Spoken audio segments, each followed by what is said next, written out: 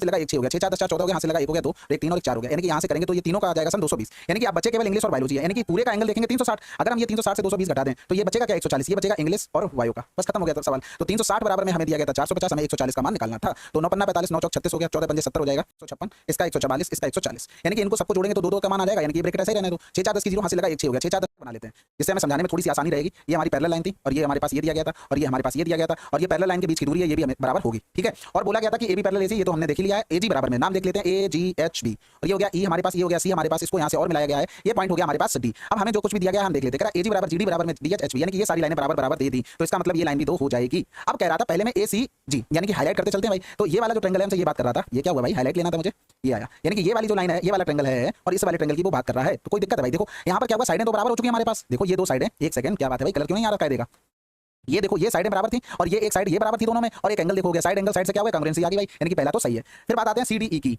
अब आपको यहाँ पर ये भी पता है कि 2 लाइनें अगर पैरेलल हो, अगर इस तरीके से बनाया, अगर ये थीटा तो ये थीटा होगा। अगर हम यही लाइन ऐसे बना दें तो ये अगर अल्फा है तो ये वाला एंगल क्या होगा, अल्फा होगा। तो इसका मतलब ये अल्फा है तो ये अल्फा हो गया। अगर हमारे पास ये वाला थीटा तो ये क्या हो गया, थीटा हो गया। अब बताओ इसमें देखो, अगर हम ट्रायंगल में देखें, ट्रायंगल कौन कौन सा था, CDE, और यहाँ पर हम ट्रायंगल में बात करेंगे DEB, DE और B। ठीक है, इनमें देखना भाई एंगल हमारा ये और ये बराबर हो गया।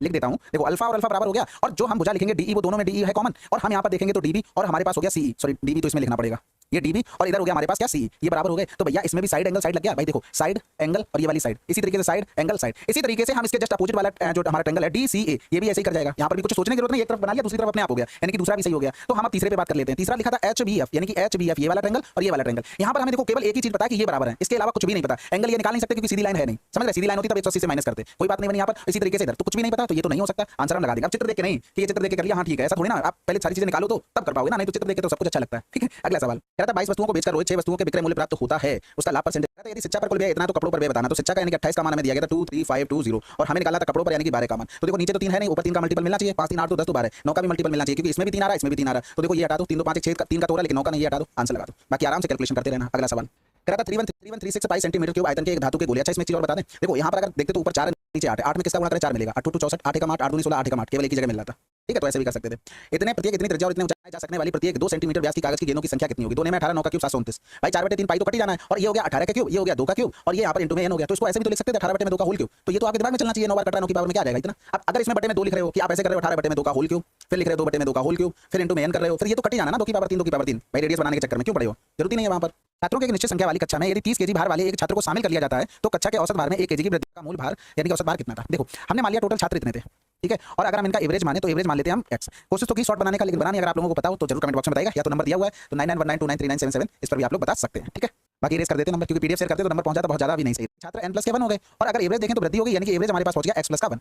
दूसरी कंडीशन में कह रहा है कि भैया एक और जोड़ा गया, यानी कि 2 लोग जुड़ गए 30 30 के, यानी कि पहले तो एवरेज यही रहा, ये रहा यहाँ तक A O B और ये हो गया C। CD वृत्त पर स्थित एक बिंदु D पर स्पर्श रेखा है CD, ठीक है, ये हो गया हमारे पास D। वृत्त की त्रिज्या 6 है, वृत्त की त्रिज्या 6 बोल दी थी, तो DBC यानी कि यहाँ से इसको मिलाएंगे तो ये मान हमको दिया था 120, CD का मान हमसे पूछा गया था। आप कुछ नहीं, थोड़ी सी लाइन वाइन ड्रा करो, आंसर तो आ जाना है। यहाँ से इसको मिलाया, ये 90 डिग्री होगा, ठीक है, ये कितना हो गया, ये 60 डिग्री होगा, यानी कि ये रेडियस तो ये भी तो कितना होगा, ये भी 60 डिग्री होगा, तो ये भी 60 डिग्री होगा, और ये वाला पूरा कितना हो जाएगा 30 डिग्री हो जाएगा, क्योंकि ODC ट्रायंगल में देखो थोड़े आंखें फैलाकर आपको समझ में आ जाएगा। तो देखो आप यहाँ पर अगर देखें तो ये 90 डिग्री इस तरीके से हमारा कुछ चित्र बना हुआ था, ठीक है, ये इस तरीके से बना लेते हैं, ये यहाँ से ये हो गया हमारे पास 90 डिग्री, ये ODC, और ये 30 डिग्री, ये 60 डिग्री, और ये वाला मान हमसे दिया गया था और ये वाला हमसे पूछा गया, सॉरी 60 होगा ये। ठीक है, तो सिंपल सा बात है, देखो आपको अगर नहीं पता है तो पता करो क्या कि अगर ये साइड 1 है तो ये साइड 2 होती है और ये साइड √3 होती है। अगर नहीं पता है तो भाई सिंपल सा लिख लो tan 60 बराबर में क्या हो जाएगा CD परपेंडिकुलर अपॉन में बेस हो जाएगा, यानी कि CO। ये देखो कैसे लिखने लगा, मैंने अपनी तरफ से तो कुछ नहीं किया, पता नहीं क्या हो गया इसमें, स्पेशली नंबर बना देता है। tan 60 का मान √3 हो गया, ठीक है, ये हमें निकालना CD का मान, और ये CO लिखा है O, ठीक है, तो O का मान हमें 6 दे दिया था, तो CD का मान क्या आ गया √3 आ गया। तो आप जैसे भी करना चाहो वैसे एक बराबर में इतना तो √3 बराबर निकाल लेते हैं। ठीक है, अगला सवाल, यदि किसी संख्या के 35% का 20% इतना है तो उस संख्या का 18%, देखो 20% छूट हमने इसका रेशियो बताया था आपको पिछले ही कुछ वीडियो में, तो 90 का लाभ होता है, यानी कि 190 हो गया, 20 की छूट दी तो ये 80 हो गया। कह रहा था 40 की छूट पर बेचता है, यानी कि 190 की चीज को आप 60% पे बेचता, 40 की छूट दे दी, तब कितना होता है? पहले तो ये तो 0 हटा दो, फिर यहाँ पर देखो 19 छक्का 114 डायरेक्ट कर लो, या तो 2 3 6 2 4 8 कर लो, तो 19 57 हो गया, इधर 40 हो गया, प्रॉफिट ले लिया 17 का, किस पर ले लिया 40 पर, बुढ़े में कर देंगे 100, तो ये 25 हो गया, 25 7 175 हो गया, 25 से कम 25 और 7 यानी कि 42.5 आंसर। तो क्या बन जाता है, ये सेलिंग प्राइस बन जाता है। सीपी पर अगर प्रॉफिट जोड़ देंगे तो क्या बन जाएगा, सेलिंग प्राइस बन जाएगा, दोनों को बराबर कर दो, तो यहाँ पर रेशियो बनाओगे यही बनेगा, बस यही याद रखो, लाभ वाला डायरेक्ट पहुंच जाता है एमपी के नीचे, छूट वाला डायरेक्ट पहुंच जाता है सीपी के नीचे, तो डायरेक्ट रेशियो लिखना आना चाहिए। अगला सवाल, एक अंक वनस्पति विज्ञान में कड़ के अंकों से कितना कम या अधिक है?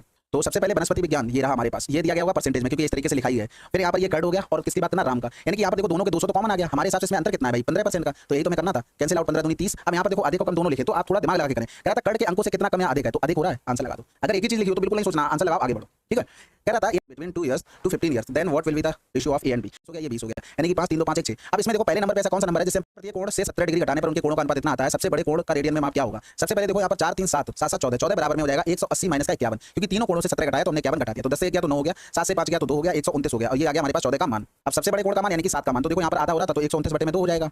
अब इसमें 129 बटे 2 में हमें 17 जोड़ना पड़ेगा, क्योंकि 17 घटा भी दिया था, 17 दूनी 34 करेंगे तो 9 4 13 के 3 हाथ से लगा 1 हो गया, 3 3 6 हो गया, यानी कि 163 बटे 2। अब हमें रेडियन में चेंज करना तो कोई नहीं, पाई बाई में 180 का कर दो, तो ये आ जाएगा 163 पाई बटे में 360। अगला सवाल, 2 वर्षों में 36,000 पर देय राशि क्या दूरी तय करता है? शुरुआत में पुलिसकर्मी और चोर के बीच की किलोमीटर दूरी कितनी थी? सबसे पहले देखो यहाँ से लेके यहाँ तक 30 मिनट में उसने पकड़ा, यानी कि चोर भी यहाँ से यहाँ तक 30 मिनट में पहुंचा, पुलिस वाला भी यहाँ से लेकर 30 मिनट में पहुंचा, यानी कि देखेंगे तो स्पीड में रेशियो क्या था? 5, यानी कि पहले 5 चाल थी पुलिस वाले की तो उसकी 4 साल थी, 5 का हमने 4 बटे 5 कर दिया, टाइम हमारा कांस्टेंट हो चुका है, यानी कि डिस्टेंस कितनी हो जाएगी हमारे पास से 5 अनुपात में 4 हो जाएगी। तो भाई 4 बराबर हमें दिया गया था 6, हमें इसका देखो कितना डिफरेंस था, 1 बराबर निकालना था, यानी कि 1.5 आ जाएगा। नहीं समझ में आई होगी कहानी भाई। देखो अगर हम यहाँ पर नॉर्मल सब चीज लेके चलते तो ये डिस्टेंस हमारी जो डिफरेंस वाली वो दी गई। अब पकड़े जाने देखो चोर को पकड़ा 6 किलोमीटर की दूरी तय की चोर ने, तो चोर ने 4 हमारे हिसाब से की तो 4 बराबर इतना रहा, पहले कुछ डिफरेंस रहा होगा उनमें, 1 का डिफरेंस रहा होगा तो 1 बराबर निकाल लिया, या फिर तो ऐसे कर लो भाई 4 में पूरा गया वो 6, हम 5 बराबर निकाल लेते हैं, तो ये 1.5 15 75 हो गया। लेकिन भाई साहब यहाँ पर देखो 6 किलोमीटर की दूरी तय की है किसने? चोर ने की है, पुलिसकर्मी द्वारा 30 मिनट में पकड़े जाने से पहले चोर ने इतनी, तो चोर ने भाई साहब ये दूरी कवर किया, हमसे पूछा गया पहले कितना था तो इसमें से 6 घटा दो 1.5, ऐसे कर लो।